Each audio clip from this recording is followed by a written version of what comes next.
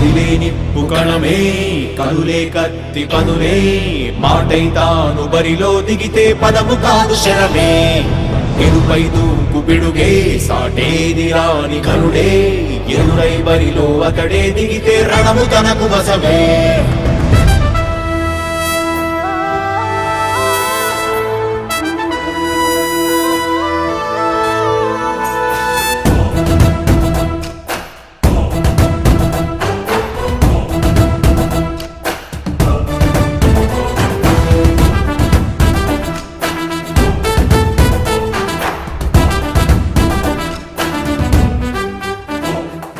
అధిపతి అధిపతి ఇలపై నడిచే విజయము మెరుపది చూపులే నిప్పులై నిసినే చీల్చే తెగువది అధిపతి అధిపతి వెలుగులు పులిసే నవ్వుల చొరవది వినయమై విజయమై ఎదిగిన చిరితే అతడిది పనులలో మెరుపు వేగమతడే వేగం గోడే పరుగు అతడే ప్రజలకు గెలుపు మంత్రమతడే గెలుపే పిలిచే వీరుడతడే నిరతము ప్రగతి కొరకు ప్రతి నభూని కదిలే దీక్షాధారి అతడే అధిపతి అధిపతి అధిపతి అధిపతి ఇలపై నడిచే విజయము మెరుపది చూపులే నిప్పులై నిసినే చేంచే తెగువది నా కుమారుడు జగన్మోహన్ రెడ్డి ఈ ప్రాంతం యొక్క సర్వతోముఖమైన అభివృద్ధి చేయాలని ఆకాంక్షతో ఉన్నవాడు యువకుడు ఉత్సాహవంతుడు మీ అందరితో ఒక్కరిగా మీ అందరిలో అన్నగా తమ్ముడిగా అన్నగా నిలబడి ఉంటాడు ఆశీర్వదించండి మీ అందరి ఆహ్వానం ఉంచండి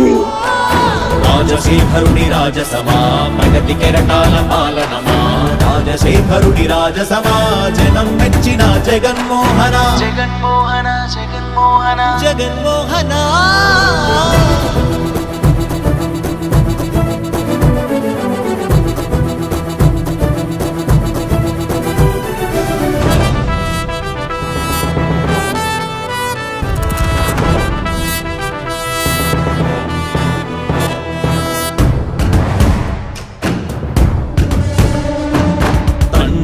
శంఖారావము తనయుడు సమరపు బాణము జనమే బలమై కదిలెడియో గూడతడే రాయల ఖడ్గపు రోషము శత్రువు తడబడు శౌర్యము ధైర్యము శ్వాసై కదిలేనే ఇది కలవంచేటి విజయాలు ఎటు చూసిన కన్నీలే తుడిచే మనసున్న మారాజురా రేపటి కలలన్నీ తీర్చేటి సౌరమ్మురా అధిపతి అధిపతి అధిపతి అధిపతి ఇలపై నడిచే విజయము మెరుపది చూపులే నిప్పులై నిసినే చీల్చే తెగువది కష్టమెదురు వస్తే తాను ఆగడు అడుగు వేస్తే మడమ తిప్పి ఎరుగడు ప్రతి ఇంటి గడపాస తీర్చే ప్రేమ సంద్రపతడు నాటి నుండి నేటి వరకు సాధలు మార్చినాడు జనం నుదుటి రాగలు పురమి కూడా పరవశించసాగిన పాదయాత్ర అతడు అడుగులో ఆశయాల కనులే జయకేతనాల అనిలమతడే కలలను తీర్చబూనే వ్రతమే యువతకు భవిత పేరు అతడే నాయకుడై అధిపతి మాటై తాను బరిలో దిగితే పదము కాదు శరమే ఎరుపై దూకు పిడుగే సాటేది రాని కరుడే ఎరురై బరిలో అతడే దిగితే రణము తనకు వశమే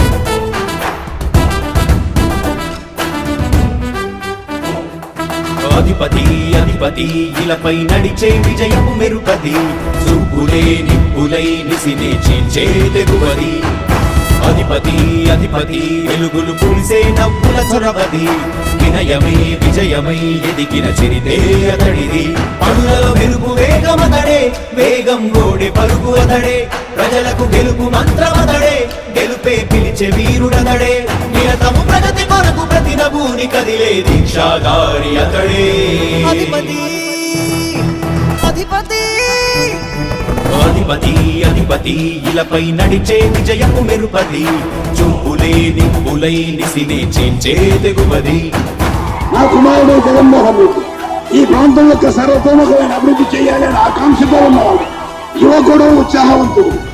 మీ అందరితో ఒక్కరిగా, మీ అందరిలో అన్నగా, తమ్ముడిగా, అండగా నిలబడి ఉంటాడు. ఆశీర్వదించండి. మీ అందరి ఆదరణ ఉంచండి.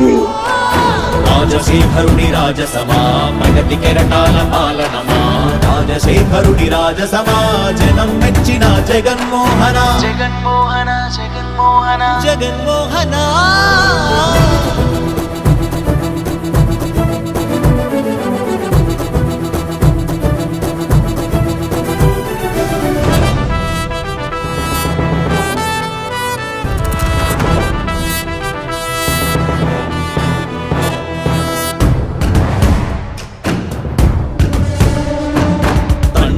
శంఖారావము తనయుడు సమరపు బాణము, జనమే బలమై కదిలెడియో గూడతడే.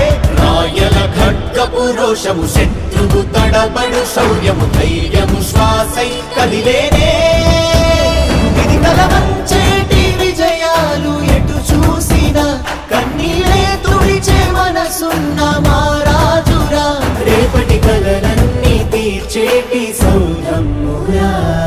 అధిపతి అధిపతి అధిపతి అధిపతి ఇలపై నడిచే విజయము నిరుపది, చూపులే నిప్పులై నిసినే చీల్చే దిగువది.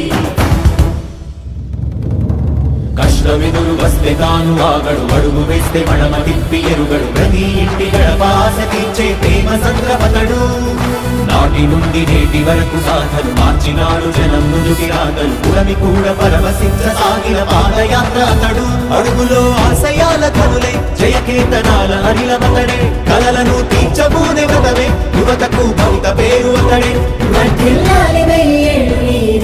నాయకుడై అధిపతి.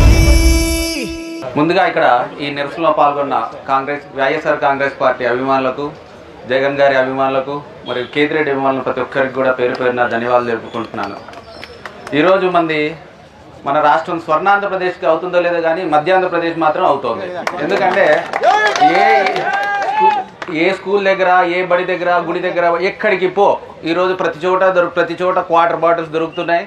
అది ఏంది, అంతా కల్తీ. నాకు సంవత్సరం క్రితం మా కార్యకర్త గుండా ఐశ్వర్య ఉన్నాడు, నా దగ్గరికి వచ్చి అన్న మందు తేడా ఉందన్న అన్నాడు. కానీ మొన్న దొరికిన తర్వాత నాకు అర్థమవుతుంది ఏంటంటే, రోజు ఇదే అంటే గత సంవత్సర కాలంగా ప్రభుత్వం వచ్చినప్పటి నుంచి కూడా ఈ ఫ్యాక్టరీలో ఒక్కొక్క రోజుకి ₹1,00,00,000 సంపాదిస్తున్నారు. అంటే ₹10 అవుతుంది ఒక బాటిల్ తయారు చేయడానికి విత్ స్పిరిట్. వాళ్ళు ఆఫ్రికా నుంచి తెచ్చుకున్న స్పిరిట్ వాళ్ళు చేసే పద్ధతిలో ఒక్కొక్క బాటిల్ లేబులింగ్, సీలింగ్ అంతా కలిపి ₹10 అవుతుంది. దాన్ని తీసుకొచ్చి పల్లెల్లోనూ వాళ్ళ కార్యకర్తలతోనూ డైరెక్ట్ వాళ్ళ కార్యకర్తలతోనే ₹80, ₹90 అమ్మేయడం. అంటే ఈ లెక్కను ఆలోచించండి. ఈ రాష్ట్రాన్ని వాళ్ళు ఎలా దోచుకోగలుగుతున్నారు అనేది మనం ఈ విషయంలోనే అర్థమవుతుంది. ఒక్క ఫ్యాక్టరీ కాదు, ఇప్పుడు వాళ్ళు అఫీషియల్గా బయట పెట్టినవి 3, 4 దొరికినాయి. అంటే ఇవి దొరికినాక ఎన్ని ఫ్యాక్టరీలు వాళ్ళు మూసుకుంటారు దొరికినాయని?